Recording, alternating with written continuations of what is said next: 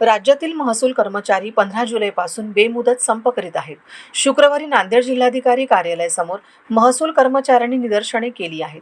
सरकार नोकरी भरती काढत नाही, त्यामुळे महसूलच्या एका कर्मचाऱ्याला 4 ते 5 विभागाचे कामे करावी लागत असल्यामुळे नागरिकांची कामे वेळेवर पूर्ण होत नाहीत. त्यामुळे नागरिक महसूल कर्मचाऱ्यांवर रोष व्यक्त करतात.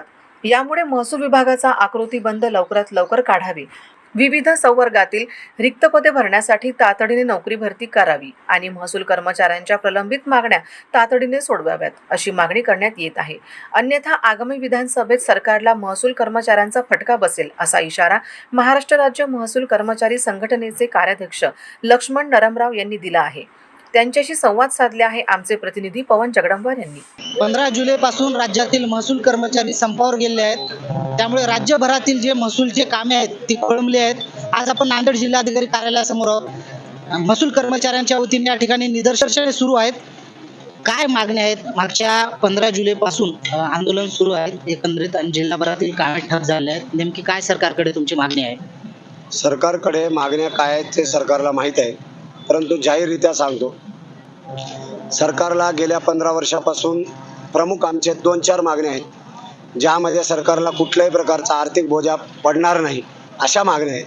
ज्या मागण्या 2006 पूर्वी ज्यावेळी आमची आकृती बंद झाला त्यानंतर आत्तापर्यंत आमची आकृती बंद झालेली नाही.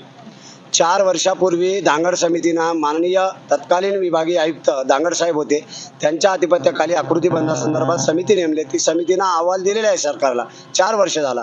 4 वर्षापासून ती सरकारनं स्वीकारला, पण सरकार त्याची अंमलबजावणी जसा आहे तसं करण्यासाठी तयार नाही. आज आमची जनता जनार्दन एवढी मोठी पब्लिक वाढलेली आहे. 2006च्या नंतर आमदार वाढले, तालुके वाढले, जिल्हे वाढलेत, त्याच्यानंतर जनता वाढली, पण कर्मचारी हा नोकरी कपात सतत चालू आहे. 2011 पासून कुठल्याही प्रकारचा भरती नाही सरळ सेवेने, आणि आमच्याकडले सेवानिवृत्तीचा मोठ्या प्रमाणामध्ये सेवानिवृत्ती झाले. आज एकेका कर्मचाऱ्याकडे 4-4, 5-5 सेक्शन आहेत. ते कर्मचारी परेशान आहेत. आणि शासनाचे लोकाभिमुख ज्या काही योजना आहेत ती सर्वात चांगली योजना, ती योजना प्रत्येक योजना जिल्हाधिकारी मार्फत अंमलबजावणी करा असा आदेशित शासनाचा आदेश असतो. आणि त्याप्रमाणे मनुष्यबळ नसल्यामुळे सरकारचा आणि जनतेचा रोष प्रचंड प्रमाणात वाढले. कारण जनतेची अपेक्षा असं वाढलेलं आहे, आज अर्ज दिलो की एका घंट्यामध्ये आमचा निपटारा व्हायला पाहिजे, परंतु त्या निपटारा करण्यासाठी कायद्याचा अभ्यास करावा लागते, जनतेचं समाधान करावं लागते, आम्हाला आमच्या अधिकाऱ्याचा सुद्धा संमती घ्यावा लागतो. या गोष्टी उशिरानं होतो का? कारण एकेका व्यक्तीकडून 4-4 सेक्शन असल्यामुळे तो पूर्ण काम करू शकत नाही तेवढा. कारण दिवसभरामध्ये 8 ते 9 प्रकरणं निपटारा करणं ही कायदेविषयी आम्हाला तसं मार्गदर्शन आहे महाराष्ट्र शासनाचं की किमान 8 प्रकरणं त्यांना दिवसातून निपटारा करावा. परंतु आमचा 8 नाही हो, 1800 प्रकरण आहे. रोज एक नवीन प्रकरण निर्माण होतो. महसूल हा एकच काम आमच्याकडे नाही आहे. सर्व ज्या काही जिल्हाधिकारीचा आधिपत्याखाली काम येतो ते सर्व काम आम्ही या महसूलनंच करावा असा अपेक्षा शासनाचा आहे. मग त्या अपेक्षापोटी आम्ही करण्यासाठी तयार आहोत. कोणतंही काम आम्हाला सांगा, आम्ही रात्रंदिवस जन्मतापासून मृत्यूपर्यंत सर्वच काम आमचे महसूल अधिकारी कोतवालापासून जिल्हाधिकारीपर्यंत सर्व लोक त्या क्षेत्रामध्ये त्याच्या अधिकाराप्रमाणे ते काम प्रामाणिकपणे रात्रंदिवस करतात. मग तसं आम्हाला ज्या काही सुविधा पाहिजे, ज्या काही गोष्टी आमच्या आवश्यकता आहे त्या गोष्टीकडे सरकार पूर्ण दुर्लक्ष केलेलं आहे. माननीय तत्कालीन मंत्री महोदय बाळासाहेब थोरात असताना तत्वता मान्यता दिली आहे, GR काढले, पण त्याची अंमलबजावणी आजपर्यंत झालेली नाही. महसूल सहाय्यकाचा बदनाम परिवर्तन झाला, परंतु त्याचा ग्रेड पे दिलेला नाही. कारण आम्हाला आणि इतर विभागातल्या कर्मचाऱ्याला समान वागणूक आहे. मग इतर विभागाच्या कामाचा बोजा बघा आणि आमचा बघा.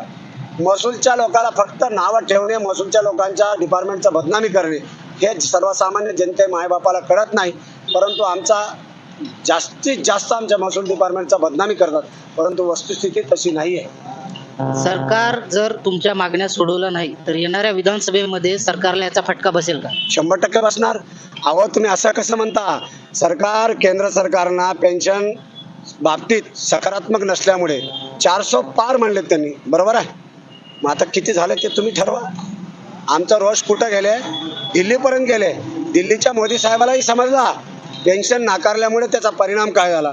मग ह्या सरकारनंही समजून घ्यावा.